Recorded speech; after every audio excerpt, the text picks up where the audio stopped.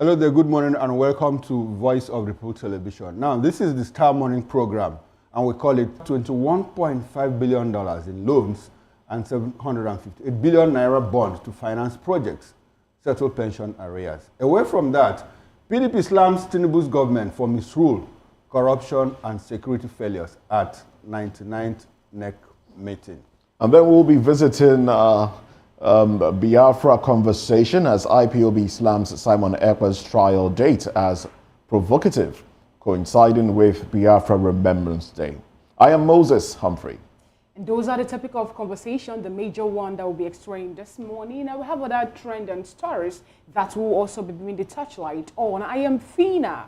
Okay, Chuku. And one of the topic of, the trending topics that we'll be looking at today is that nearly 2 years after President Bola Tinubu's pledge to introduce compressed natural gas, that's the CNG buses, as a cheaper transport alternative following fuel subsidy removal, northern states are still waiting and commuters are feeling the pain.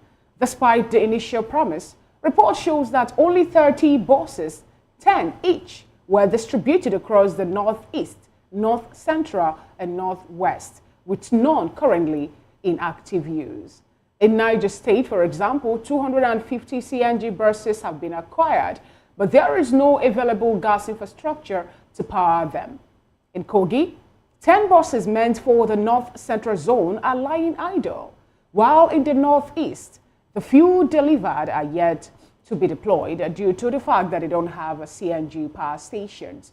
It's Voice of the People Television. With us, you have more than a voice, so we encourage you, if you've not subscribed on our YouTube, for you to do that. Subscribe on YouTube. We are at Voice of the People TV, and on all other social media platforms, we are at VOP TV Live. You can also, call in during the program. We have a number you see scrolling on your screen. Make good use of the number by calling in and letting us get your opinion on any of the topic of conversation.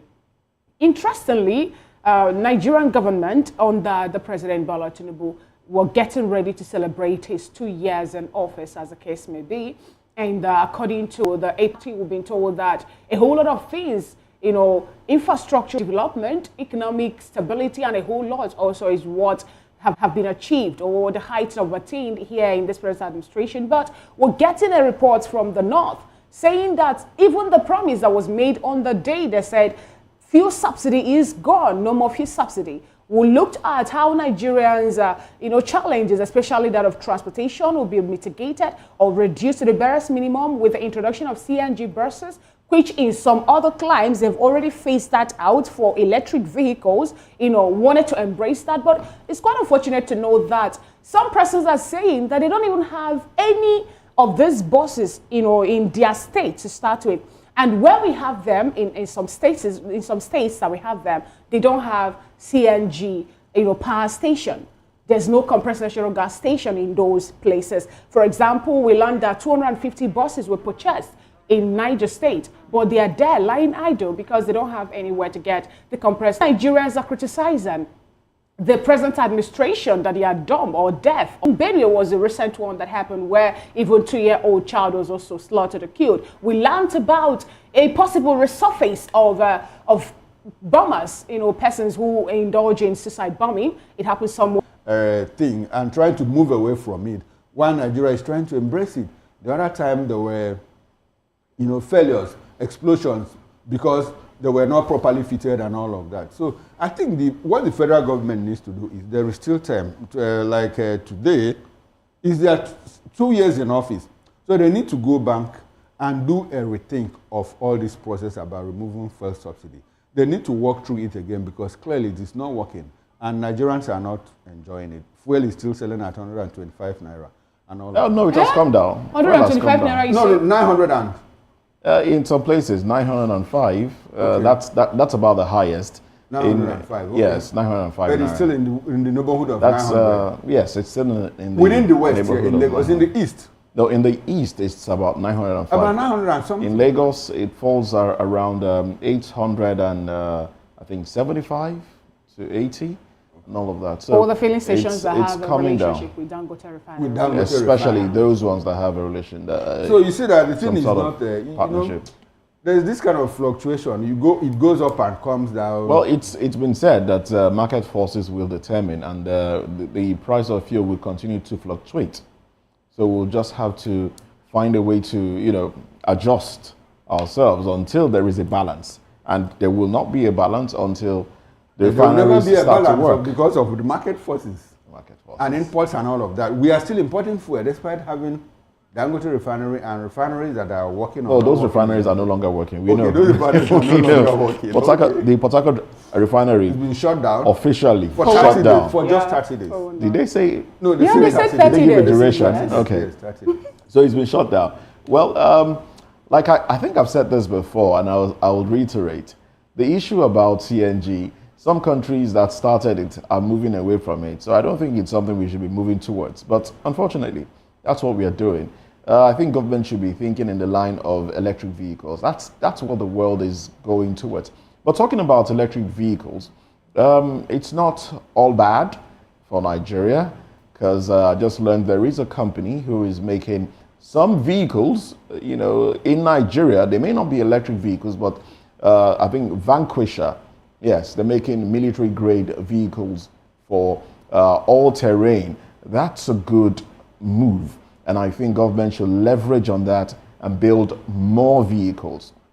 And some of those vehicles can be used by individuals as well, not necessarily military personnel. They could be used by individuals.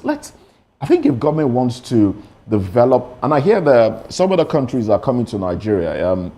Some Chinese firms are coming to or have come already to Nigeria to establish factories, lithium factories, where they could, develop batteries and all of that. So it's something that the country can chime in on and make good money from, because we have quite a large deposit of lithium in some parts of the country. Enough has been said about that. We should move away, think towards electric vehicles. Now let's look at something that really troubles me. The fact that campaigning has started. It's interesting. Because what I understand by the electoral, the laws that guide elections and electioneering, is that campaigns don't start up until 150 days to election, and then it ends 24 hours to the election itself. But here we are, open public campaigning, public endorsements and campaigning. We have in Lagos, you drive through Lagos, you see places where you have door-to-door, some sort of campaign. But here we are. Senator Ojus Okalu, who represents Abia North, appeared on Tuesday's Senate plenary wearing an attire boldly inscribed with Tinubu for President 2027, signaling his own open support for President Bola Tinubu's re-election. What do you call this, please? What do you call this? Now, speaking to journalists at the National Assembly, Kalu described his outfit as a deliberate endorsement. The man has said it himself, adding that the attire was tailored for that purpose and backed by the Southeast APC caucus. Now, he also noted that others have begun wearing the same campaign design. It's not 150 days to elections. It's about 400 about almost 400 days to elections. And this is what we are doing. Well, I think all of it, INEC hasn't done what they should do, which of course should be warn politicians to stop. I don't think anybody has been warned. I don't think parties have impunity playing out. Also, I think a lot of it tilts towards desperation. I know Ojus Okalu is vying for the position of the president of the Senate, so probably just trying to prove that he's all in for the president. Let's see how this one works out. But it's unfortunate that this is happening, and it is the party in power that is doing this. And then you start to ask yourself, who then should correct who? And it feels like, honestly speaking, it feels like the APC is disturbed by all the conversation around a coalition and all of it. The APC seems troubled because, they are giving a public endorsement. The National Assembly is endorsing the president. Governors are endorsing the president, affirming they might be overrun by the coalition. Oh well, it all still boils down to you and I, Nigerians. Nigerians are the determining factor. If you cast your vote and ensure that your vote will count, definitely it will count. Have faith. For me, having faith is one thing. Another thing again is government doing the needful. Yes, this actually speaks loud to the fact that it's more like APC is a party for offenders. Yes, when you offend or when you do something, run to APC or say to be forgiven. Before now, when Nigerians were talking about posters and billboards in the north and in other parts of the nation, where we're seeing President Tinubu for 2027 and all that, APC come up to, they associate themselves from me, saying they are not the ones. These actually happen to be the work of mischief, makers and all that. They were saying so many things that maybe the opposition have decided to do this to taunt the image of the party or to make the party look bad and all that. But we're seeing APC chieftain who happens to be a Senate member also, who knows what the law says about our campaigning in Nigeria, publicly putting on a particular cloth that he said, in quote, according to him, he said that he designed this particular cloth deliberately for him to endorse the president, and nobody is saying anything about that. Nobody is calling him to order. The other day here on this table, we're talking about the fact that APC as a party have decided to start, campaigning even when it's not election time proper. And then some person says, what do you mean by that? Election begin after immediately after a previous election. The next day, election is campaign is already there. And we saw that poster about door-to-door mobilization for Bola Ahmed Tinubu also here in Lagos, and that was one of it that have a name, who actually endorsed that, who is sponsoring it and all that. We've not seen or heard that such a person is being reined in. We've not heard of any arrests and all that, and yet Nigerians are, APC is telling Nigerians that we're not moving into one-party system from what we heard. Some persons are saying there's nothing wrong if we go for one-party system.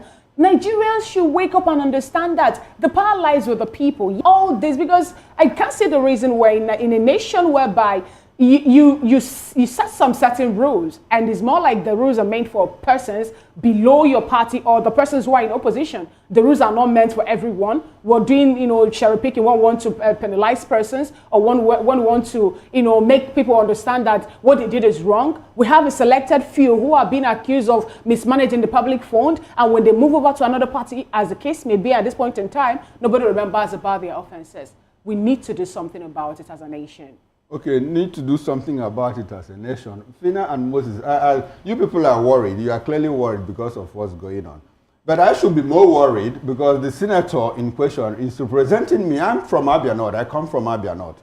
But I'm not worried. You know why I'm not worried? I'm not worried because we are used to this. We are used to what Oji is doing. In the lead up to the 2023 general elections, I put up an article in the newspaper where I warned OUK about what he was doing, that he was like, it wasn't strategic enough.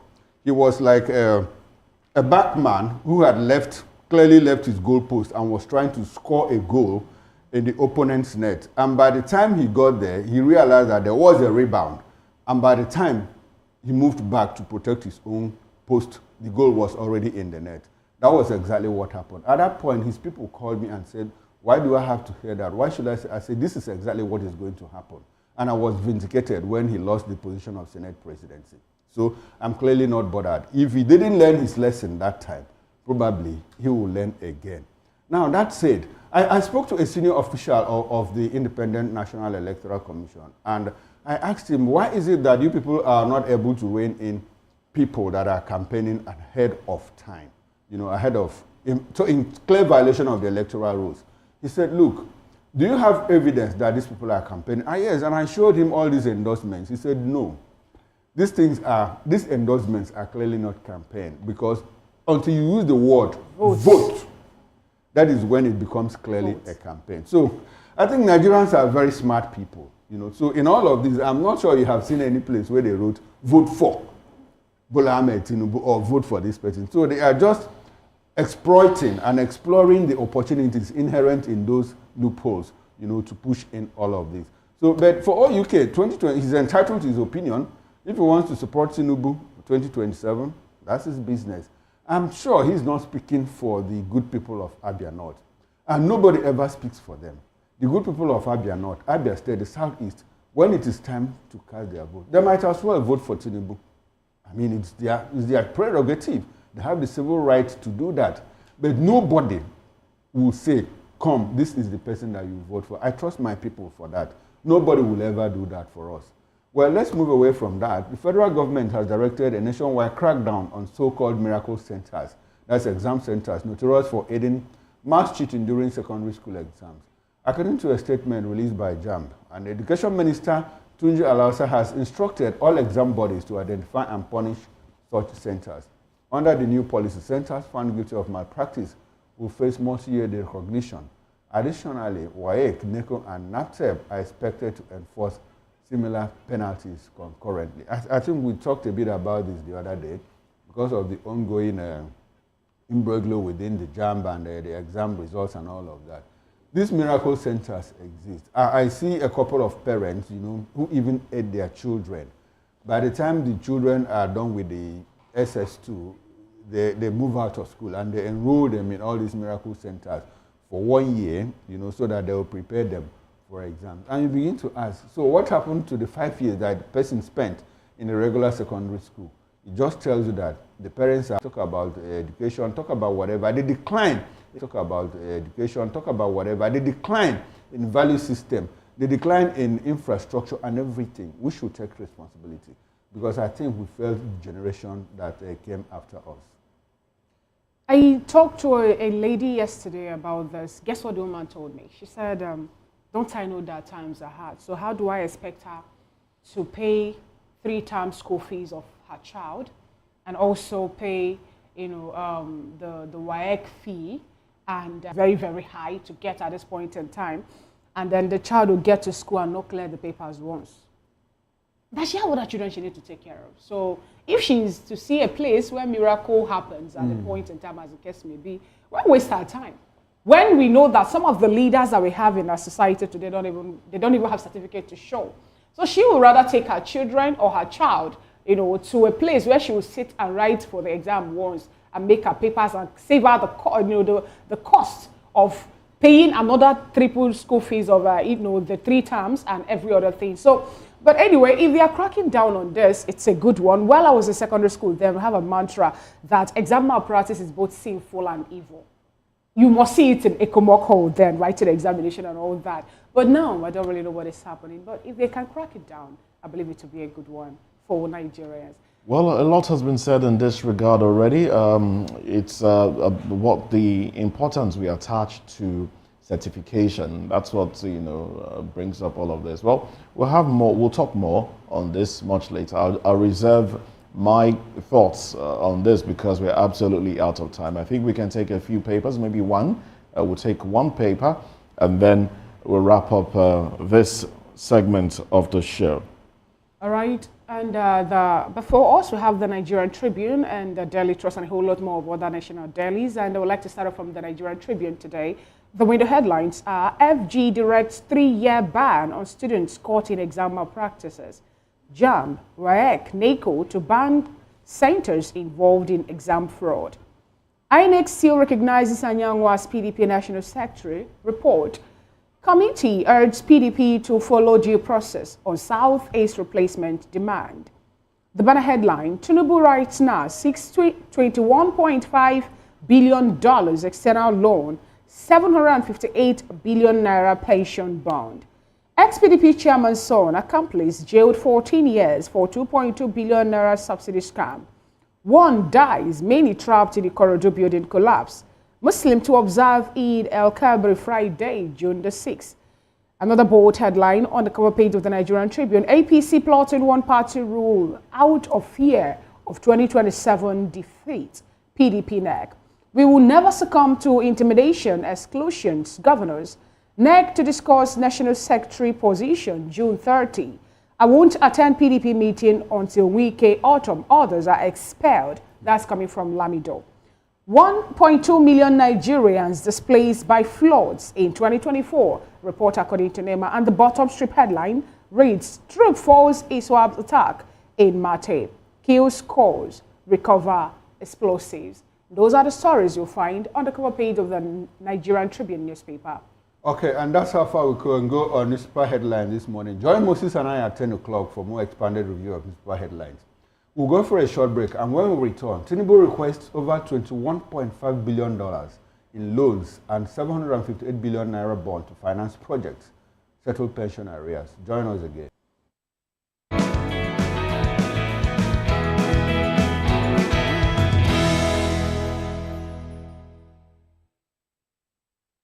Step into a world where stories unfold, secrets unravel, and dreams come alive. Every story has a legacy. Every legacy holds the power to inspire. A unique interview series that celebrates the lives of Nigeria's elder statesmen and women through their remarkable journeys in the military, diplomacy, public service, academia, medicine, and beyond. Conversation that transcends generations, offering guidance to youth leaders, diplomats, technocrats, and future change makers. We unveil the wisdom, resilience, and achievements that shapes our nation and the world.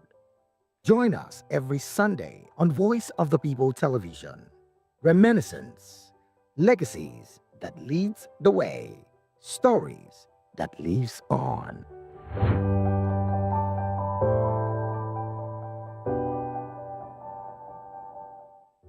Everybody keep watching Voice of the People. All right? Love you all. Hello, sweetie. What's going on? My name is Kiki. Keep watching VOB TV. Thanks. Hey guys, what's going on? Olumide Oru, the Fresh Prince of Lagos here, and this is VOP TV, guys. Hello guys, I want you to please keep on watching VOP TV. Ladies and gentlemen, my name is Hafiz Oyetoro. Please keep watching VOP TV. Shout out to VOP TV.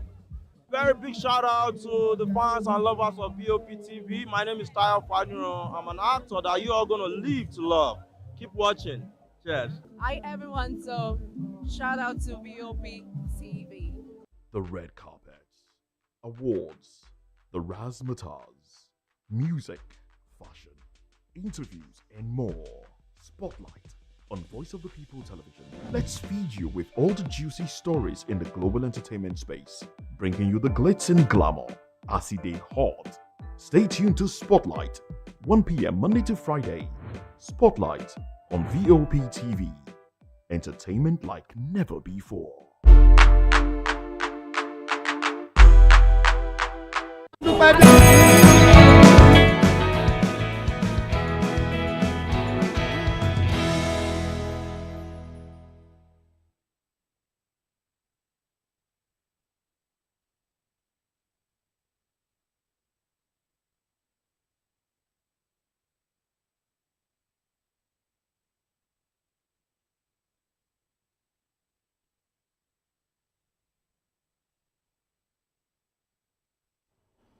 All right, thanks for staying with us. And if you are just joining us, this is VOP this morning on Voice of the People Television. President Bola Ahmed Tinubu has asked the National Assembly to approve an external borrowing plan exceeding $21.5 billion and the issuance of 757.9 billion naira in bonds to clear pension arrears under the Contributory Pension Scheme, CPS. The request, part of the federal government's 2025 to 2026 borrowing plan, includes $21.5 billion, 2.19 billion euro, 15 billion yen, and 65 million euro grant. Now, the funds are intended to address Nigeria's infrastructure deficit and soften the economic impact of fuel subsidy removal. The borrowing will target key sectors including infrastructure, agriculture, education, healthcare, water supply, security and job creation, with projects spanning all 36 states of the Federation and the Federal Capital Territory, Abuja.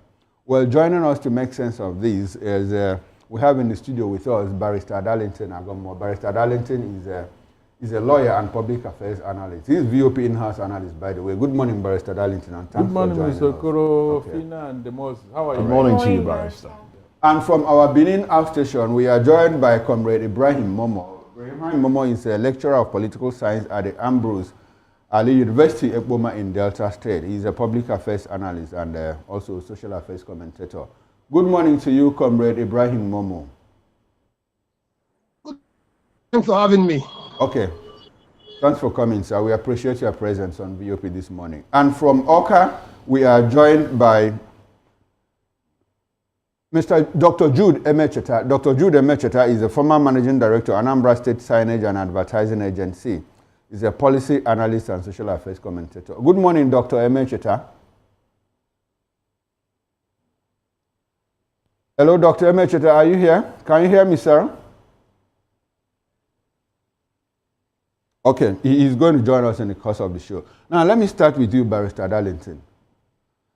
You heard the intro. We are borrowing money again.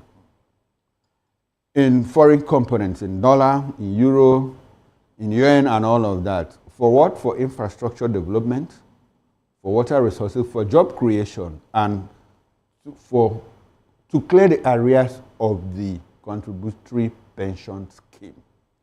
Barrister, what is your broad reaction before we get to the specifics of it? In fact, it is a sad development, seriously.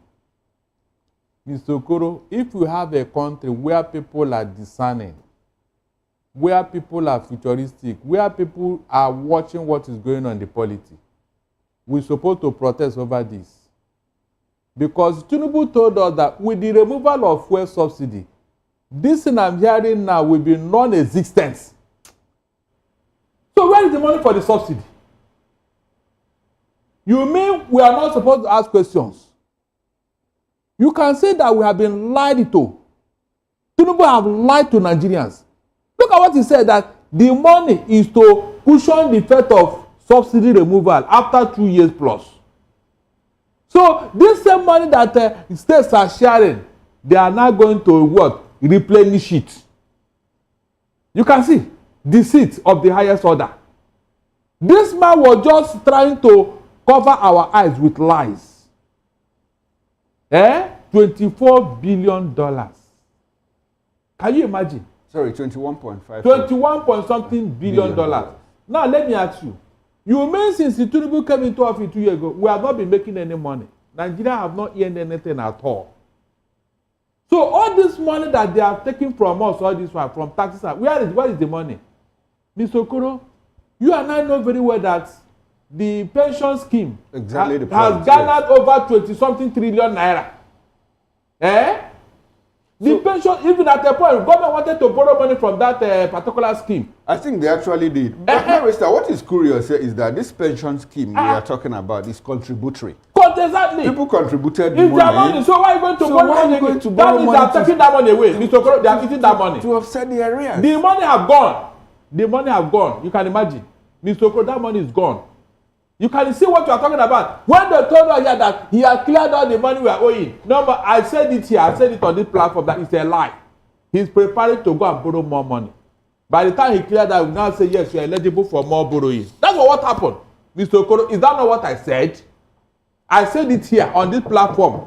When some people were gullible Nigerians were jubilating that he had paid our money. He had paid and said, please wait. Please wait. The remaining 140-something trillion that is still there, whom are we owing that money? Now the thing is going up to 180-something trillion naira. And you are preparing future for the youth. Mr. Okoro, who will pay this money? Is it not the same youth to say you are preparing a glorious future for them? Why can this disease continue for God's sake? What can you... Why is it that we don't have people talking again in Nigeria? Barrister, we should be asking. No, it's not enough. One person is not enough. I'm talking the whole Nigeria. Barrister, others are talking. No, I'm not talking enough. I know what would have happened if APC were in opposition today. They wouldn't allow PDP to do this. They will not. Look at what is going on. One man dribbling everybody. You told us when you remove fuel subsidy, there will be no borrowing. Everything will be in paradise. A hospital, school, everything will be okay. Now look at what is going on. You are now going to borrow money to do the same thing you promised to do with fuel subsidy removal. You can see that all these things are lies, pure lies, complete lies. There is no single truth in what people have been telling Nigerians. with this thing I'm hearing now. Look at what he listed that you were coming to do with that money. So all this while, you are not making any money in Nigeria, Abi. You are not making money. We are not generating any money. All right, Barrister. Thank you Oh my God. your contribution. Now let's take this conversation to our virtual guest. We have Comrade Ibrahim Momo, who is a lecturer of political science at Ambrose Ali University, Ekpa'S, Edo State. Good morning to you, Comrade. Well, I think the voice is modulating. I didn't get to hear you. Oh, I haven't even asked my question. I just wanted to establish contact with you to be sure that that you can hear me and I can hear you. Well, I can hear you. Now, let's look at these monies to be borrowed. Let's put them now. The president has asked the National Assembly for approval. $21.5 million. 15 billion. $21.5 million. Excuse me. $21.5 million, 15 billion yen, and then 65 million euro. Now, dollars, yen, euro. Now, if you can, help me understand why the monies are coming from different sources. Is that a way to, is that some sort of hedge, or are the lenders determining, are they driving, these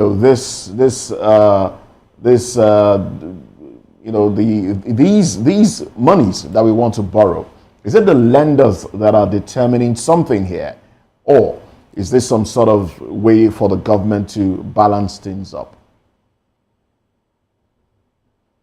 Okay, there are quite a number of reasons why the loans can be segregated into different denominations or for different. One, it could be that, of course, clearly they're coming from different sources.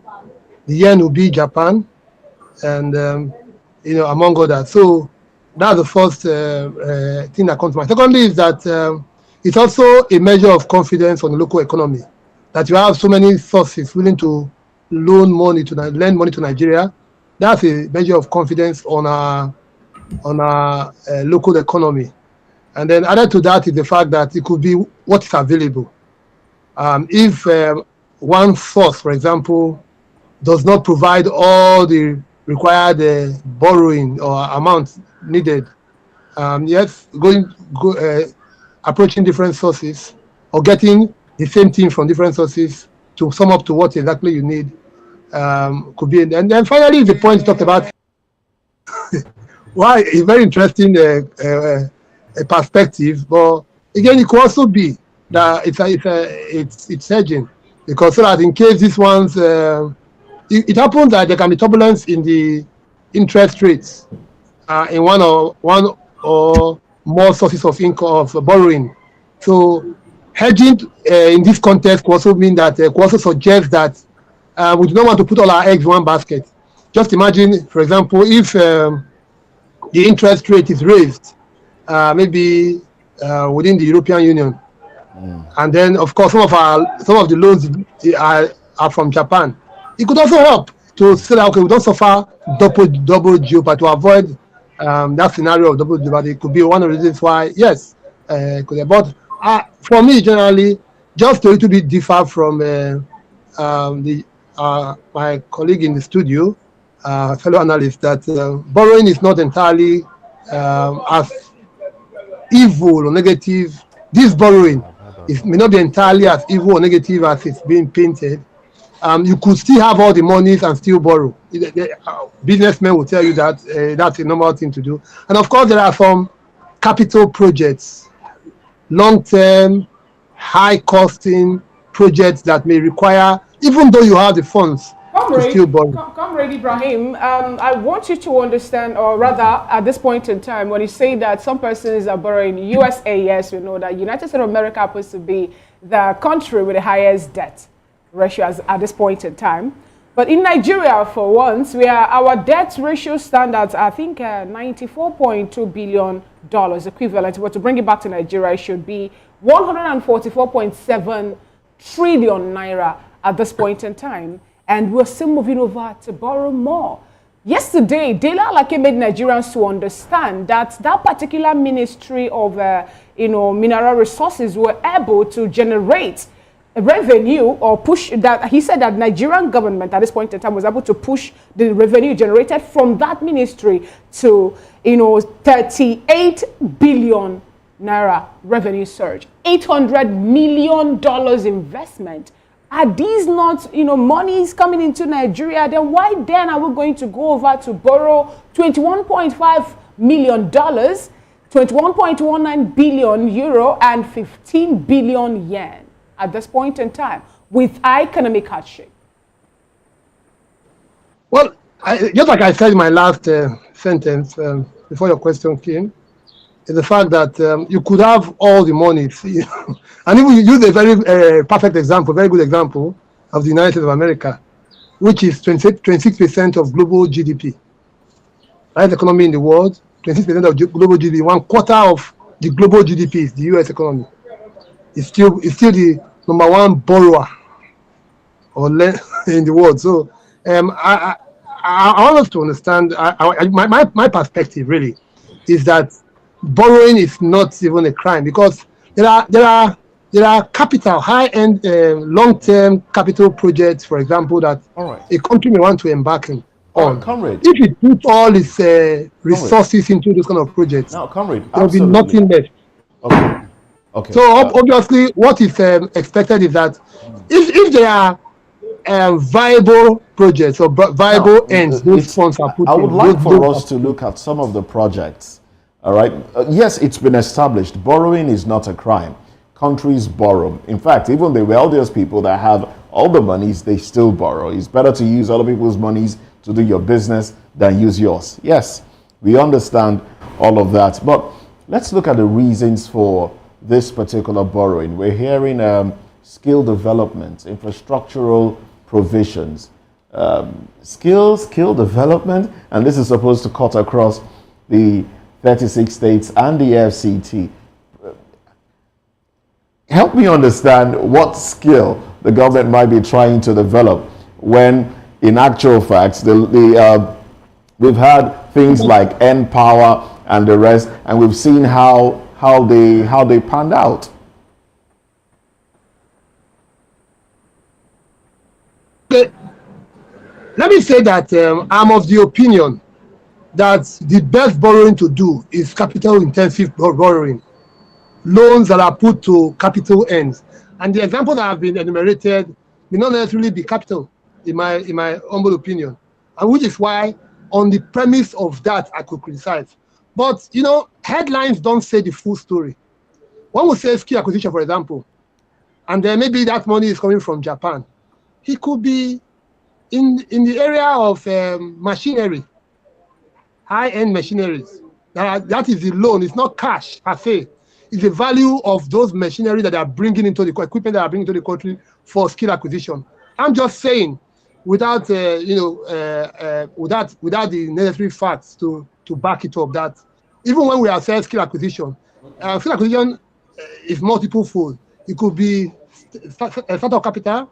It could be training. It could be even the equipment that you need to okay, just to put this information out there, I understand that the breakdown of this loan wasn't made. I mean, the Senate was not made aware of it. But what we have been told is that the monies will be used to generate employment, promote skill acquisition, enhance entrepreneurship, reduce poverty, and boost food security. Does any of this seem like what you would advise government to borrow for? I wouldn't advise recurrent. All those ones on the surface are recurrent expenditure. On the surface? All of them. But I have just said that the headlines don't tell the full story. Okay. So when we say skill acquisition, I try to explain what it could mean. When we say, poverty alleviation, it could also translate to that. But I'm saying that if we see the breakdown, the specifics, and it is just cash handouts that we are borrowing for, then it's something I repudiate in in the strongest term possible. All right, and thank you very much, Comrade Ibrahim Momo. Now let's go to Oka, where we have Dr. Jude Emecheta standing by for us. Good morning, Dr. Emecheta, and thanks for coming to VOP this morning. Thank you for having me, Dr. Koro. Thanks. Okay, all right then. You have followed this conversation, and what's on the table is that, look, the president has approached the National Assembly to approve $21.54 million, for him to borrow. And he's going to use it for infrastructure development, things like skill acquisition, to pay up the contributory pension arrears and all of that, water supply, water resources, and before we get to the specifics of it, what's your broad reaction? And our guest in Benin said that there is nothing wrong, that it is not a crime to borrow money. At what point should it become a crime? If you look at instances of countries like Nigeria, that are heavily indebted, generating so much money internally, yet still going outside to borrow. Can you help us make sense of all of that, sir? Yeah, thank you. Thank you very much. I think I stand with Ibrahim Momo from Benin. I stand with him in his perspectives on borrowing. Borrowing, just like you said, is not a crime. We all know. But in the situation of Nigeria, what my problem is, will these things they say they will do with this money, will they do it with the money?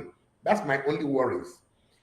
The borrowing, we've been borrowing all this while, even from Obasanjo period, we've been borrowing, and each government comes in, we borrow more and borrow more. Buhari borrowed and borrowed and borrowed, like he wanted to borrow us out of, but he wanted to sell Nigeria even. So what I'm saying is, will they do, particularly the food security? For you to have food security in this country, there must be security of the farms. There must be security in the northeast. There must be security in the northwest, where these foods come from. There must be security in the northwest, because at the end of the day, food security that we're talking about is if the people don't go to the farms. Okay. All right. So I'd like for you to hold on to your line of thought. You just said something now that we've been borrowing. If you rely on the experience of history, you said that Obasanjo borrowed, Buhari borrowed, and we have been borrowing. And you ask the question, what did they do with all of this money? If you answer that question yourself, do you think that there's any need for us to continue borrowing? Because clearly the monies that we borrowed, if we had deployed them into appropriate use, do we still have the need? Will we have had the need to continue borrowing, sir? Honestly, we shouldn't have any need to borrowing as much as we are borrowing now. If the ones we borrowed, we are really deployed to the things they told us they were going to do with them, we should be borrowing by now. But unfortunately, even those who are supposed to do the oversight function on them, on the money, are not telling us exactly what the monies are being used for. So that is that's the big problem for us. The big problem for us is they borrow this money, we don't know where the monies are deployed. The people who are supposed to do the oversight function on them are not telling us exactly what is going on. Okay, sir. If you consider all of these things, do you still support the borrowing of $21.5 million? Do we really have a choice? Okay. That's the question. I don't support we go and borrow, but do we have a choice? If we don't borrow, we have a reason to say Nigeria is going down. We need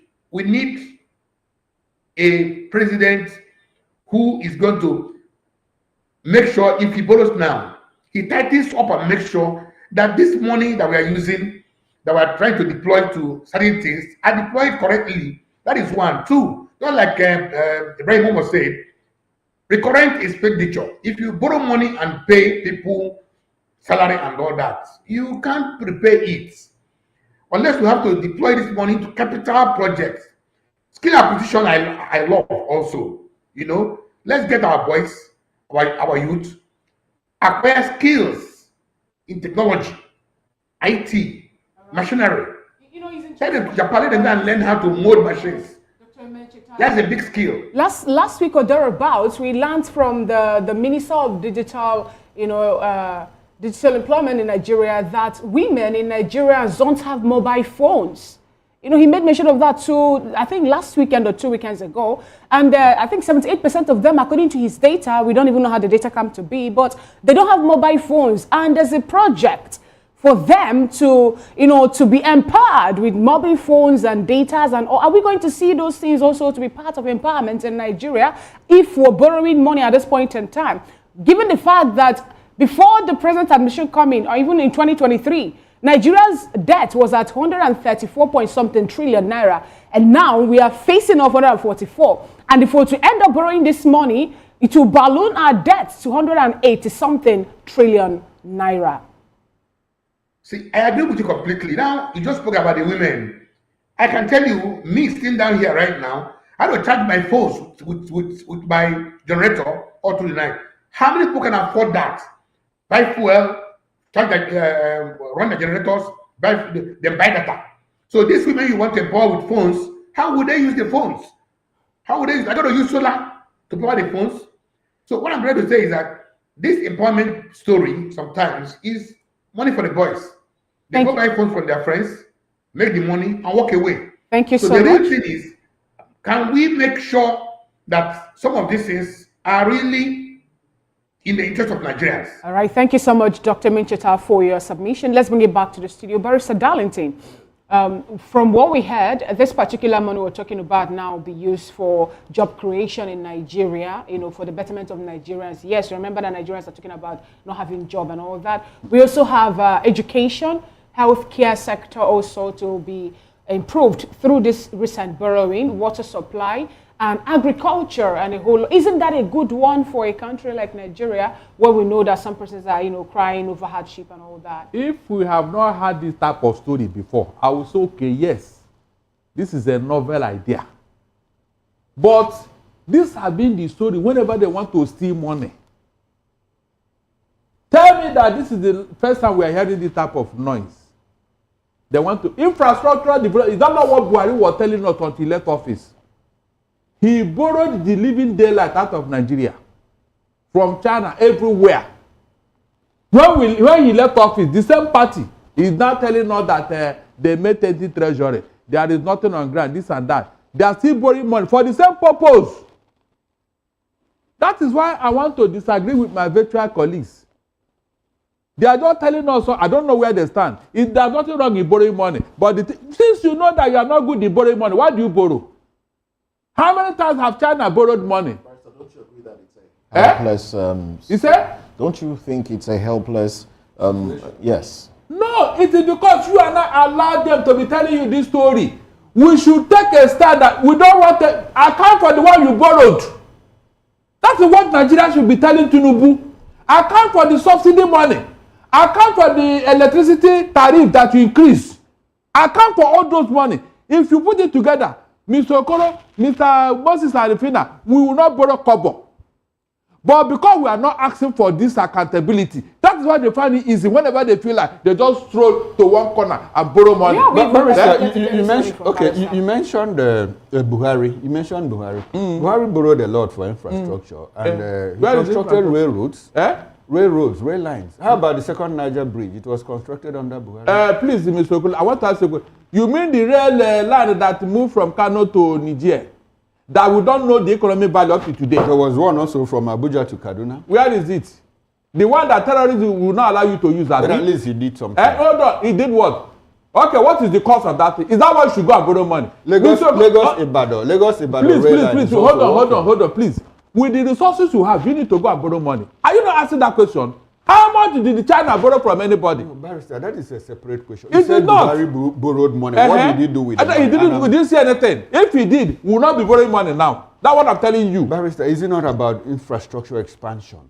Buhari borrowed, deployed it in rail lines, second Niger bridge. Now Tinubu is borrowing the Lagos-Calabar Coastal Highway. I disagree with you because the Badagry-Sokoto. Tell me that Nigeria is not generating funds of its own. What those funds? What are they doing with it? Must you borrow for everything? Mr. Okoro, China is over 1 billion plus in human beings. How did they generate money to take care of their people and be building the infrastructure they are building all over the world, all over Africa? I mean, there are certain things you shouldn't talk about. Do you have more? Does China have more mineral resources than Nigeria? Tell me. So if you are not managing your resources, is that an excuse to borrow money all over the place? Our money is being squandered. You and I know that. Let us interrogate that particular issue. That is where the problem is. APC have plundered the wealth of Nigeria. From Buhari now to this other person now that is there. They have plundered the wealth of Nigeria. Right. And this time they plunder, they go and borrow money. They told us here that when they remove force for God's sake, why is Nigeria not talking about that particular issue? They told us all the stories about fuel subsidy. What happened to it 2 years down the line? You are going to borrow money again for the same purpose. All right, so this is still a proposal. Do you think this is still a proposal before the National Assembly? Do you think the National Assembly will consider, not approving this, or not this National Assembly? If I'm not Tinubu well, he has borrowed that money already before telling them, and they will not do anything. If I know Tinubu very well, that money is already borrowed. This National Assembly won't even ask him. The ones you told us that for fuel subsidy and all that, where are the results? All right, we'll wait for 2 weeks to see what comes out, because that's when the committee in charge of borrowing and debts will come out with their report. Now, let's get into another conversation, gentlemen. We'd like you to stay with us as we move into another conversation now. PDP slams Tinubu's government for misrule, corruption and security failures at the 99th NEC meeting. Let's talk about this when we come back from this break.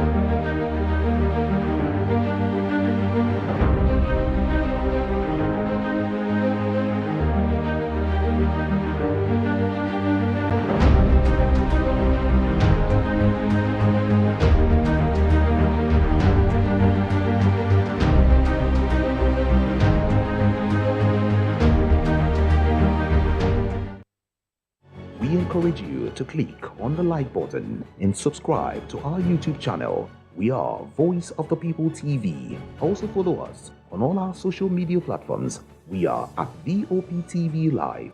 Visit our website www.vop.ng for fresh and trending news. Also watch us live on SLTV channel 264. VOP TV, Voice of the People Television.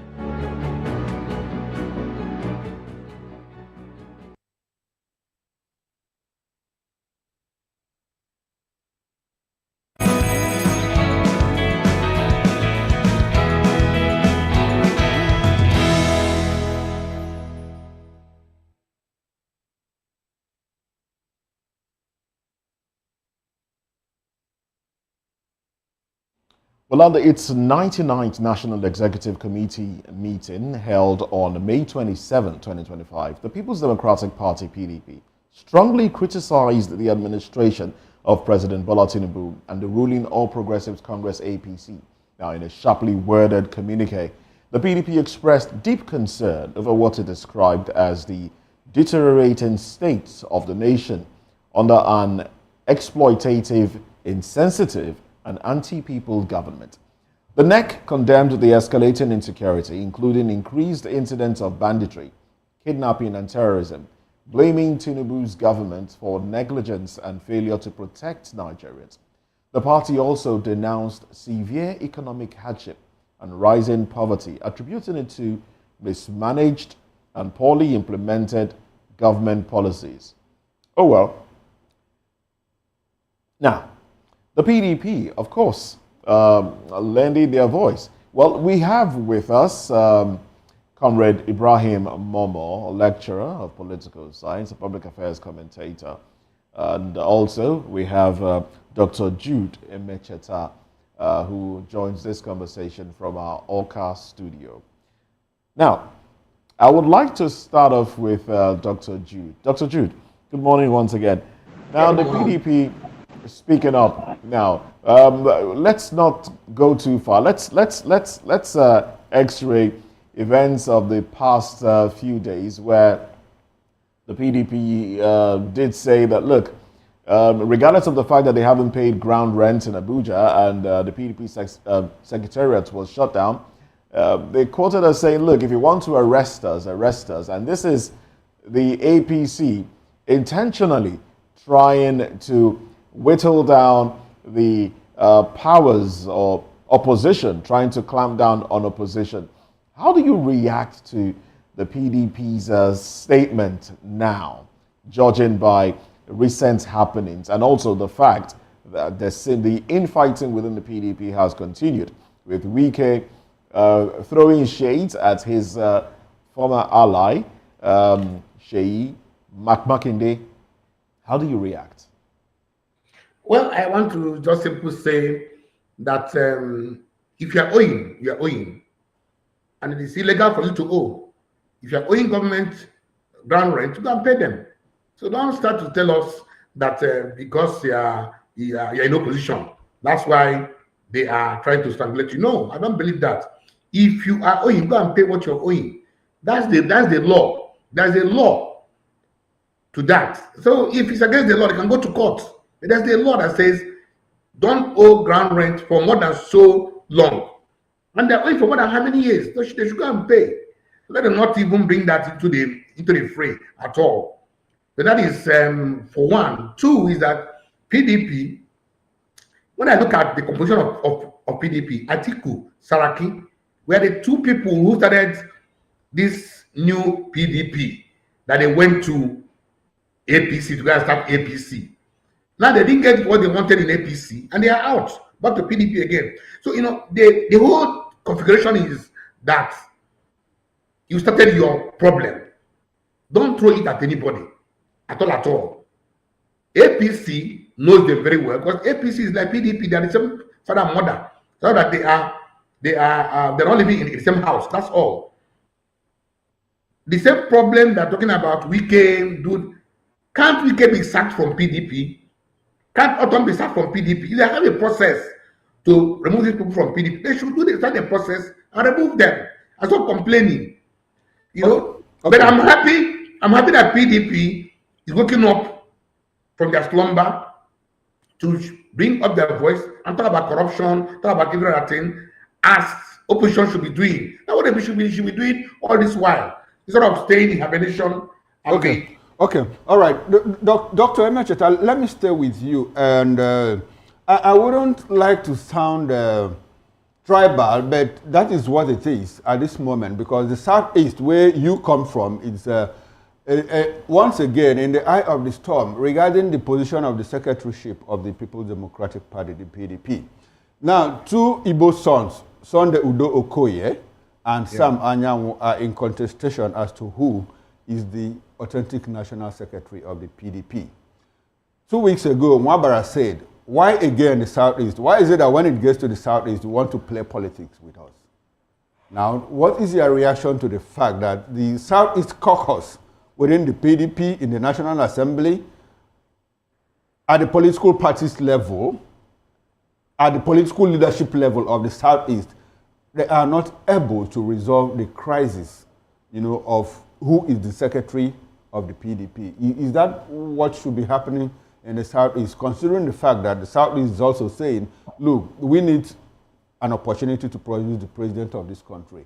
If both of them are struggling for that position, what does it tell you about the political cohesion of the Southeast now and ahead of 2027 general election? No, I really think the PDP caucus of the Southeast have said that it's Udokoye, but it's their choice for the secretary of PDP. I think the only problem they have right now is to have a NEC meeting or a National Working Committee meeting so they can, present Udokoye to the National Working Committee and it is ratified. But that is the process they have to go through. But the South East caucus of the PDP have agreed that Anyanwu is no more the secretary of PDP. Exactly my point, Dr. Emecheta, because the NEC met yesterday and said, look, Sam Anyanwu is still the national secretary of the PDP. Yeah, that's what I'm saying. At variance with what the Southeast caucus have said. So does it look like a certain group of people are using this thing, to destabilize the Southeast again? Is that what it looks like? Or is that what it is? No, there's a National Working Committee meeting that will take place in August. That's where it can be presented, not NEC. NEC does not have the powers to change officers in PDP. It's only the National Working Committee that will sit in August when there is a Congress. That's when they're going to present Udo Okoye from the Southeast Caucus that this is their own candidate, not Anyanwu. NEC is still working based on Anyanwu have been their secretary all this while, in spite of the Supreme Court ruling, that is the party problem. So I still think that process, let it get to the National Working Committee, where the whole process will now end. Doctor, I thought that the NEC is the highest decision-making body of the party. The working committee is just like the name implies. The working committee, they only execute the decisions made by the NEC.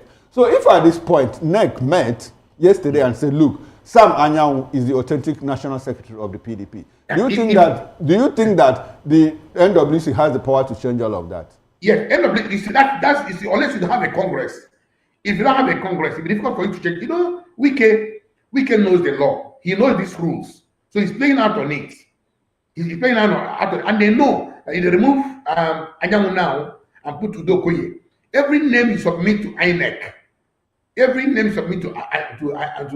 INEC for any election will be nullified. They know it. The National Working Committee comprises of all the state chairmen. So if they call a Congress and now remove Anyanwu will go.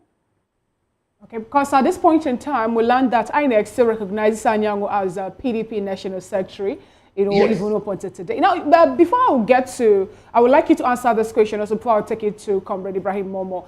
You were talking about why wouldn't they expel the likes of Samuel Ortom and Wike, and we're looking at a way to make PDP come up again, because some persons have come up to say that PDP is dead. Some say it's in ICU and all that, and we know that that's the major opposition party that we have now in Nigeria. With Lamido saying he's not going to be part of anything happening within the party, PDP, do you think that the sack or the suspension or removal of Wike and Samuel Ortom will in any way restore faith and life in PDP again? Yes, it will, because they openly told Nigerians that they worked against the candidate of PDP in the presidential election. They could have their good reasons for doing that. It's okay. But you cannot come out openly and tell the whole world that I worked against our party. It's an anti-party statement. They should be removed. They should be suspended from the party. Those 5 of them should be suspended from the party. If without these 5 governors, PDP will die, then that means PDP is not strong enough to stay. They should be able to rebuild PDP from the grassroots. All right. PDP still has members across Nigeria. All right. So they should not say because Wike, the opposition is trying to, the government in power is trying to strangulate them. That's why they are doing this to them. No, they should internally find a solution to discipline those who are working against their party, within the party, openly. Okay. All right, then find a solution, you say. Well, thank you very much, Dr. Jude. Now let's take this to the Comrade Ibrahim Momo. Comrade, now, with all we have seen play out and the PDP losing members, elected officials, governors leaving the PDP, senators threatening to leave if things are not resolved within the PDP, and the PDP have said, look, and you do know that it's all about numbers, really. Do you think those within the PDP have what it takes to suspend anybody, a Wike, a Samuel Ortom, an Ekpa'S, anybody at all? Do you think they can? Sheyi, Makinde and the rest, do you think they can, seeing that they also need numbers? Should we be talking about forgiveness at this point, or justice? Well, the question as to if they can, it's a resounding yes, they can. The party structure is still very much in place. National Committee is in place. And as we saw, the NEC met, I think that was yesterday and the day before yesterday. So the structures are still very much at play. So if they can suspend Wike, Ekpa'S, Ortom, Okay, Shema Kinde apparently has left that group now, and their acolytes or allies. I think they can, but the question for me is, will they? It's a resounding no. They cannot. PDP currently is at its weakest state since inception today. First of all, it is no more at the center.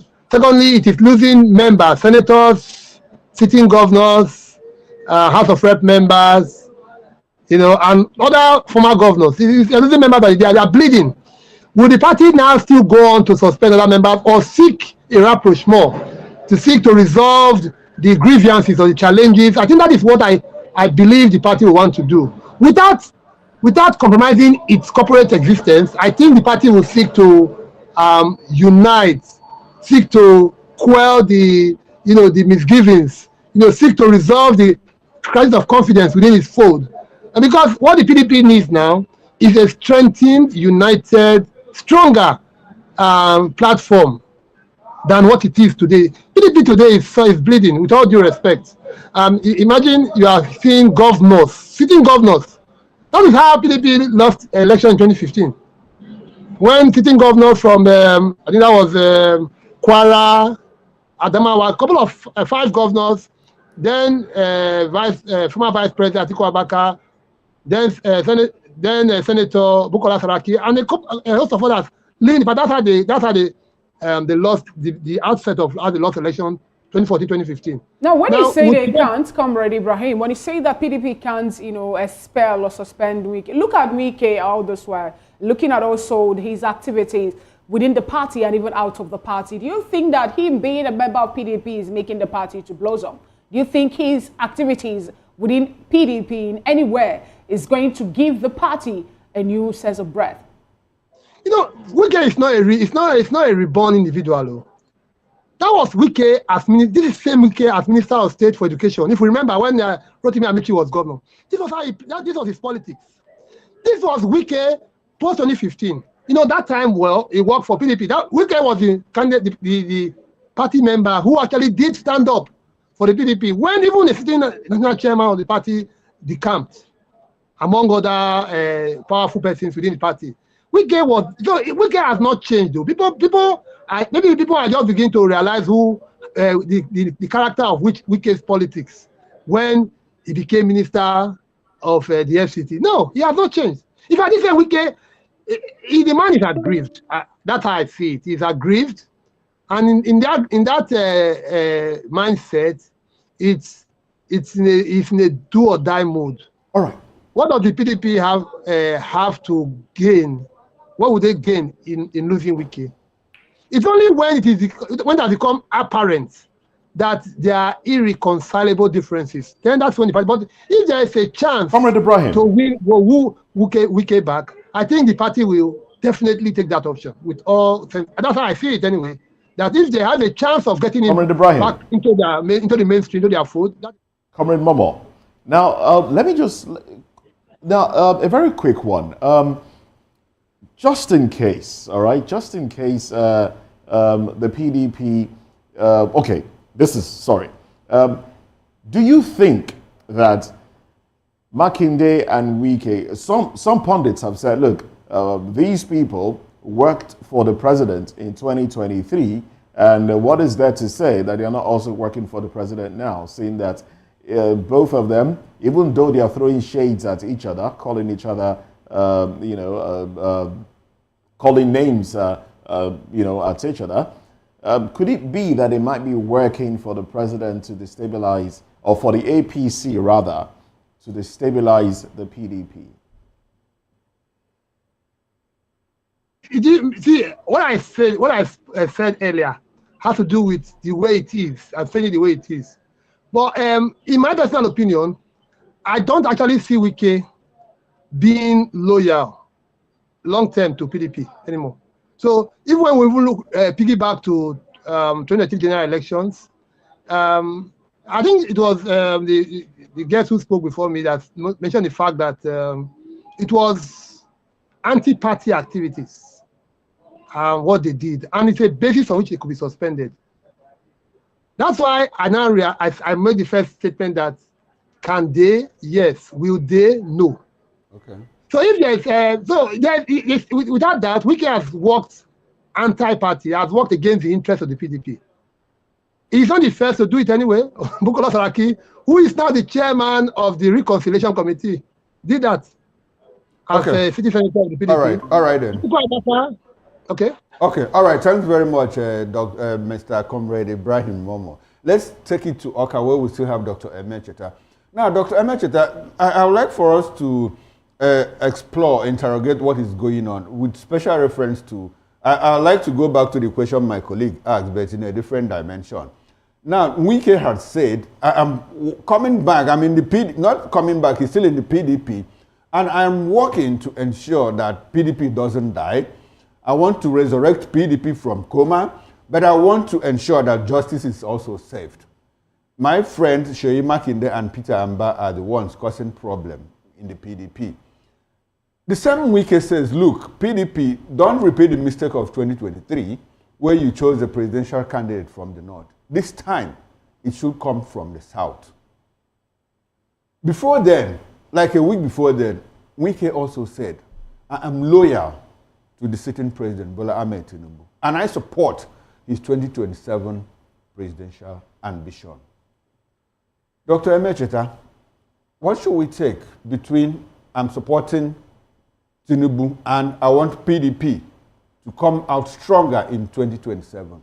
How do you situate all of that, sir? Double speak. Tongue in cheek. I don't believe him. Why I don't believe him is that he has told us very clearly, very clearly, that he's working for Tinubu to 2027. You can't be working to have your child in the hospital, come out of the hospital, while you are making sure that the doctor does not give him or her medications. It can't work. It can't work. So what Tinubu is telling us is, PDP, okay, I'll work for you, I'll work with you, but let us allow Tinubu to go to 2027. What does it mean? What does that matter?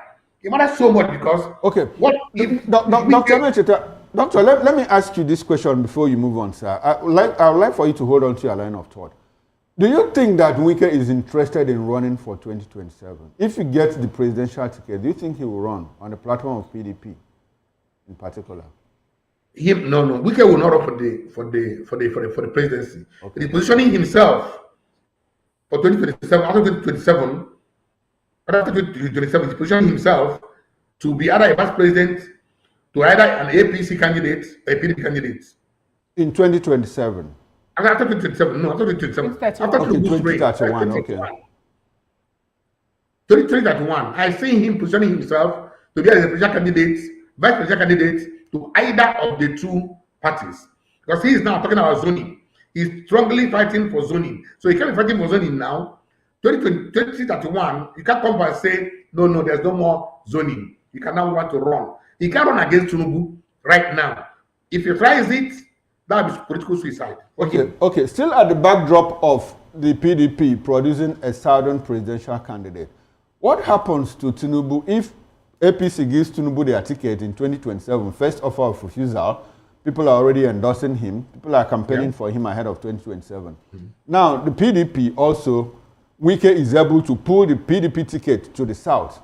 And Peter Obi of the Labour Party, Peter Obi says, I'm still in the Labour Party and I'll run on the platform of the Labour Party. And he secures the presidential ticket of the Labour Party. That will be three Southerners, major political parties in contest for the presidency. And the North, in unity, presents one candidate from any of the parties, be it ADC that they are planning, be it SDP and all of that. How would that affect the presidency of Bola Ahmed Tinubu in 2027? Let me tell you, of course, you know, Dr. Koro, that there is never any election in this country. So what Wike is trying to tell us is, give us a certain presidential candidate, and it will be easy for us to rig him out. Because the story will be, Tinubu is from the south. Let's allow him finish his 4 years, remaining 4 years. And if you try to do it, of course, you know, they will they will rig you out. Yeah, it's not. We know these things that there's no election in this country. So even from the north, if the north presents one candidate, I spoke with one APC chieftain, and I say, people are running away from your APC in the north. He said, don't worry, we know how to get them back when the time comes. So these things, the ones who are angry, like El-Rufai, Atiku, former Attorney General, all these guys, they have skeletons in their cupboards. They can always run them in when the time comes. So I don't think it's a problem for Tinubu 2027. I am not seeing a problem for 2027 because they have mastered, or like our fellow lawyer will say, the elections already have been written and kept somewhere, waiting to be announced. All right, Dr. Jude, for your submission. Now, let's get your opinion also, Comrade Ibrahim Momo. You know, you have the opinion that that they will not be able to sack Wike from the People's Democratic Party. Say yes, or if they want to, because of the fact that he's committing anti-party activities, that they should sack him. But from all the happenings around the party, that they cannot sack him. Now, let's look at what other thing that the NEC also made mention of during their 99th National Executive Committee meeting. They talked about how this present administration under President Bola Ahmed Tinubu, you know, is not really doing due diligence, is not paying attention to escalating insecurity happening in Nigeria, even that of banditry, kidnapping, terrorism, and a whole lot more happening in Nigeria as a nation. Now, do you think that PDP has moral justification to condemn this present administration, given the fact that when Goodluck Ebele Jonathan was there on the People's Democratic Party, similar thing happened? We have the Chibok girls also that were kidnapped. Up until now, most of them have not really come back. And, you know, it was more like insecurity was talk of the town during that particular period in 2014, 2013, and, you know, upwards. Okay, the first thing is that the PDP governors, they are now beginning to wake up to the role of a real opposition. They have been sleeping, with all due respect. The duty of the opposition is to point out the failings of a government. Whether or not they themselves are culpable is not the issue. It's a mind's game. It's a public, it's a PRO game they are playing. Everybody, that's what the opposition usually does. You will look for the worst possible case scenario for every act that is being, or every situation, to paint the ruling party at the center black. So right, for me, I think it's a good thing that the PDP is waking up to the PRO game that they need to play. That without that PRO game, PDP will not be in the mind of the people. If they can even go further to be providing alternative, this is how we should do it. This government is failing in this way. If they are done it this way, that's the PRO game that they have to play. And this is politics. So it's an all-combat affair. It's all hell let loose, kind of. Then when you add to that is the fact that some of those issues, with all due respect, that they accuse the APC of, the PDP itself is equally guilty. You pointed out when they were at the center. But Nigeria is not a unitary state. Today, Nigeria remains a federal state, which means that we have governors in 36 states, we have local government chairmen or local governments, whether they are duly elected officials at 724 units within the country. And some of them are led by PDP or other parties. So some of these things that PDP is saying, they are also equally culpable. One of the greatest draw on the resources of states is what they call, interestingly, security votes. The question is, if the governors have no business with security, if they are not part of the security architecture or arrangement, how come that the single most important drawing from the state coffers is security votes? So I think that when it comes to issues of common interest, there's a political element to it, which is what the PDP is now waking up to. But there's a governance element to it too, which is that we are all equally culpable. We are all equally responsible for the corporate existence, for the security of life and property of all Nigerians. Okay. All right then. Land on your thoughts, sir. No, it's okay. It's okay. Okay. All right then. Thank you very much, Comrade Ibrahim Momo, and also to you, Dr. Jude Emecheta. We would like both of you to stay back with us as we get into the final topic of discussion. We'll go for a short break, and when we return, IPOB slams Simon Ekpa'S trial date as provocative, coinciding with Biafra Remembrance Day. Join us again.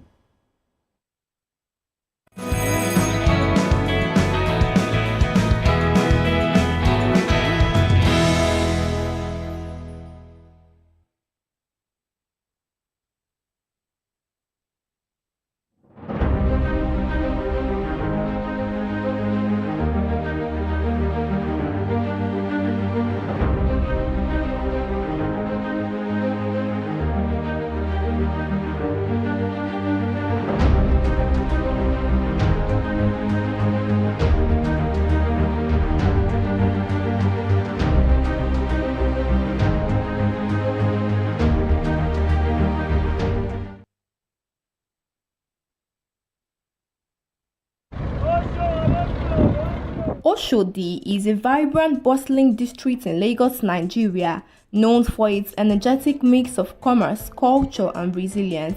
It is a place where opportunity and chaos thrive together, reflecting the city's dynamic spirit.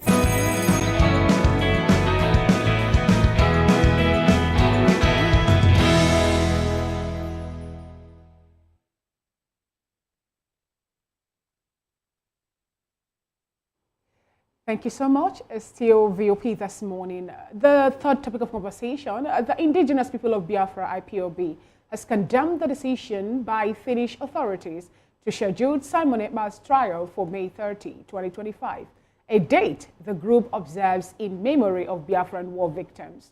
IPOB spokesperson Ima Powerful called the timing provocative and accused foreign actors, including the British Foreign Office, of interference. IPOB also reiterated that Ekpa has no affiliation with the group, referencing past statements by leader Nnamdi Kanu disowning him. Ekpa, during a recent court appearance in Finland, identified himself as a content creator and denied any formal role in IPOB. Separately, Nnamdi Kanu's legal team has raised fresh objections to his ongoing trial, claiming it lacks legal merit and violates both Nigerian and international laws. We have with us in the studio Mr. Shegu Shobito, Chairman, Accountability Condor and Transparency Network. Good morning, Mr. Shegu. Good to have you join today's conversation. And also we have Comrade Ibrahim Momo, who is a lecturer of political science at Ambrose Ali University, Boma in Edo State. He's still standing by in Benin in Edo State. And from our Oka studios, we have Dr. Jude Emecheta, who is the former MD at Ambrose State Signage and Advertising Agency. Thank you so much, gentlemen, for being part of today's show. I would like to start off with you, Mr. Jude Emecheta. You are in the Southeast, and we could recall that before now, the first call was for a total shutdown, a sit at home, in solidarity for Biafran heroes or persons that lost their life during the war. And we learned that some persons were calling for a change in that name. It shouldn't be a Biafra Day celebration, but rather it should be an Igbo Day celebration. Let's get your opinion, actually, your reaction on that particular one, before we look at, how provocative it is for the Finnish government to slate Simon Ekpa'S trial for Friday, 30th of May. Well, this Igbo Day, Biafra Day, doesn't really make any difference. I think those who are asking for Igbo Day are trying to please some Nigerians who are scared of Biafra, the name Biafra. And that is coming from Haneze, who are always trying to play to the gallery. They like to play to please some Nigerians who don't. I don't see any problem with Biafra Day. Biafra has been existent before the Republic of Biafra even came. So, Biafra Day is the truth of the matter. Is a Biafra Day. There is no, we should not be scared of that name, Biafra. Something that we saw for 3 years. Those of us who are as old as I am saw this thing live. We were there in Biafra. We saw a lot of us died. A lot of us suffered choco. It's there at the back of our heads, at the back of our minds. It is there. Calling it an Igbo day does not make any difference to us. They should leave it to bear the name. It should be, because it reminds us that, you can't kill history. It is history. History is Biafra. Let me interrupt you. Permit me to butt in at this point. Now, yes, you did see, the war. You saw the war. You have lived to tell the tales of warfare. How do you feel about what is going on in the southeast now? The killings taking place there. Do you feel proud? Do you feel like anything has been achieved in the first instance? No, nobody in the southeast is happy. I am not happy. I've been here I was here before the Nnamdi Kanu story came. I was here. My sub started. We saw all these things come. It's not palatable for us, those who are living here. It's like we are kidnapped because we stay in this enclave. So we are not happy. But the issue is, what is the solution? We started sit at home every Monday. People sit at home. In some places like the southeast, people go out to work. Like in Enugu, there are flights from Enugu on Mondays out. In Anambra, as we speak, on Mondays, people do go to market in Onitsha, in Oka. What are your thoughts really about the sit at home? Do you think it was something that was properly thought out? Do you think it achieved a purpose? Of course, you didn't achieve anything. You didn't achieve anything. We got punished. We punished ourselves for talking about Biafra.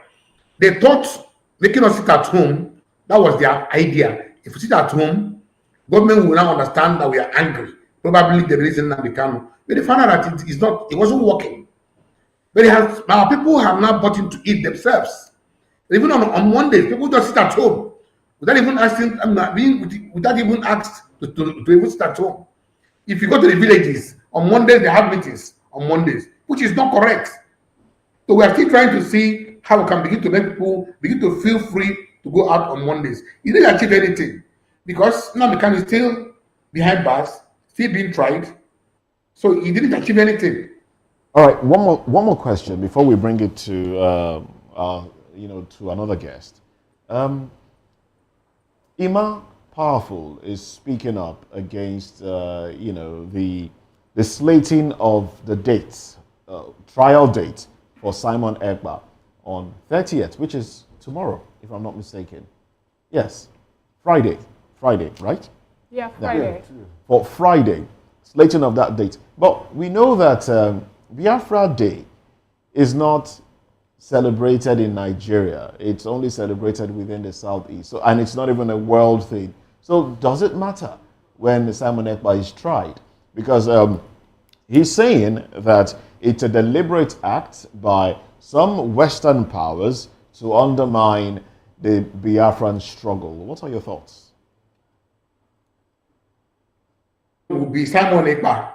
Is he as important as to begin to discuss Simon Ekpa that he's been tried in Finland on the 30th? I know this is that people should not be making this ban. He's caused enough trouble for us. If you want to try him the whole of the 30th, then try him. I don't think there's no big deal. Try him on that same 30th. Okay. They say they try to impugn on the name Biafra Day on that same. Simon Ekpa is an Igbo man. So if you say he's an Igbo day, okay, he's trying on that 30th, so it's still an Igbo day. All right. So thank you, Dr. Emecheta. We are running out of time. We are coasting home. Now, so let's come back to the studio here, where we've been joined by Mr. Shegu Shopbeto. And Shegu, good to have you on the show. Good to be here. Now I'm kind of confused, and a lot of people are also confused, because Ima Powerful says, look, it is provocative to try Simon Ekpa on supposed Biafra Day, which is 30th May. And in another breath, the same Ima Powerful says that, look, Simon Ekpa is not even a member of the IPOB. So of what relevance, of what importance is he to the Biafra Day celebration? And he says it's provocative. How provocative can it be? Especially the fact that it is not even the Nigerian state that is trying him. He's been tried outside the country in Finland. Isn't it just a mere coincidence, or what's your reaction to all of that? Well, I found it quite interesting, you know, that that date was selected, given the coincidence of events, like you said. And I really wonder whether it was a coincidence or somebody somewhere is trying to play games. Because personally, I don't believe in coincidences. Okay. But having said that, even if it was not a coincidence, I think whoever did it may have maybe meant well. Because the contradiction that you speak about is actually what I was thinking. I was smiling when I was thinking about the objections, because I would have thought that the consensus almost everywhere is that Simon Ekpa is not really advancing the cause of Biafra. I don't personally see him as somebody who understands the ideology called Biafra and is trying to get it done. I have always said that the guy is a charlatan and has his own personal gains from claiming to be an agitator of Biafra. He's not acting in the interest of Biafra, in my own opinion. So it's actually very appropriate that somebody who, in fact, may be seen to be undermining the ideals of that concept is tried on that day to say, look, this guy is not working for you people, or whatever. Maybe that's what the person that said that date was thinking, or maybe it was a coincidence, I don't know. But I think Ima Powerful needs to make up his mind whether Ekpa is an ally or an irritant to the cause. But that has come up to tell the world that he is not a part of a IPOB member thing. He said that he's just a content creator. You know, from what he got, he's a content creator trying to make a living from the social media platform. So what else do you think Ima Powerful should do at this point in time? Yeah. When Ekpa himself will come up to say, I am not even part Exactly. So why is Ima Powerful objecting to the guy being tried on Biafra Day? You know, I don't see the sense. I think that Ima Powerful may have allowed himself, you know, to be carried away by the moment in raising these objections. I think he didn't think it through properly. If he had done so, in fact, he should have celebrated it. That it's actually appropriate that on that day, that this guy should actually begin to face the law. All right, let's go to Benin, where we still have Comrade Ibrahim Momo. Comrade Ibrahim, we would like for you to give us your broad reaction to the celebration of the Biafra Day in the Southeast on the 30th of May. It's a day set aside by the people to commemorate those that lost their lives, the people that made personal sacrifices during the Biafra-Nigerian war. What is your reaction to that date being set aside? Objectively, it's important that socio-cultural groups, ethnic nationalities, have days like what they call the Igbo Day or the Biafra Day, as the case may be, to mainstream, reassess, review, highlight, discuss issues around that ethnic nationality or sociocultural group. I think it's something that is a given, it's commendable. It's something that is, in fact, it's usual practice among ethnic nationalities around the world, Nigeria particularly. I know there are Arewa Day, the Igbo Day. I think they used to have it, the World Igbo Congress, kind of. And then, so among where I come from too, we have what we call the Aochi Day. I'm from Aochi, so we have the Aochi Day. I think it was on the 6th and 7th of January every year. So I think it's a given. It's a day to, you know, to address issues of common concern or importance to members of that ethnic nationalities. If I can push my responsibility for that to just, address some of the questions you have asked, some of the issues. The also responsibility, Ima Powerful, the spokesperson of IPOB, it just wants to put IPOB, throw IPOB into the picture. Okay. If we should be talking about World Igbo Day, all right, it's one thing holding in Nigeria. And the trial of Simon Ekpa is taken far away in Finland. It has got nothing to do with the commemoration of the state. Okay. Commemoration of even the Igbo Day. It has no business whatsoever. Okay. So, all right then. All right. Thank you very much, Comrade Ibrahim Momo. We are out of time. The guest in the studio, sorry, Shogi, you want to say something? Yes, I want to quickly chip in that it will be an anomaly. I think it's important that we understand historical context. And one of the ways that we miss it in Africa and Nigeria particularly is that we don't pay attention to our history. Biafra happened. Nobody can wish it away. So calling it Igbo Day for me is you are trying to water down what that day is about. It's not Igbo Day. Biafra is not only an Igbo thing. Yes, you might argue that the Igbo are the largest tribe in that Biafra concept. But they are not the only ones. There are people, Biafra encompassed all the way to Calabar, cross rivers and all that. How can you call it Igbo Day? People that are doing that are trying to reduce the idea. Is that, do we have a Yoruba Day? What do you mean by Igbo Day? It's Biafra Day to commemorate the war and the people that died in the war. And you can't wish it away. I think it's something, in fact, if I were president of Nigeria, I would recognize it. The thing happened. Let's have a day where we celebrate the fact that this thing happened, or commemorate, not celebrate, to remember that this thing happened and people died. And those people, even though they were trying to leave Nigeria, they didn't go, they didn't succeed, so they are Nigerians, and we should celebrate them. All right then, thank you very much, Mr. Shokwido. Now, before we leave, Dr. Emecheta, I would like to ask you one very important question, one question that I consider as being very important. What is your idea about Biafra? Do you think it is possible to achieve Biafra today, tomorrow, or even next year? Biafra is a spirit. It's not something you can wish away. But to have a Biafra state is quite difficult in this country now, a state. But most of us have Biafra in our hearts as true. So it's a spirit. It's not something you can just wish away. Okay. All right. Now, can we have your concluding thoughts on that, or any of the topics, or all of the topics that we talked about, in 1 minute, as fast as you can, sir? Yeah. Let me just say that PDP should live up to expectation. There should be an opposition.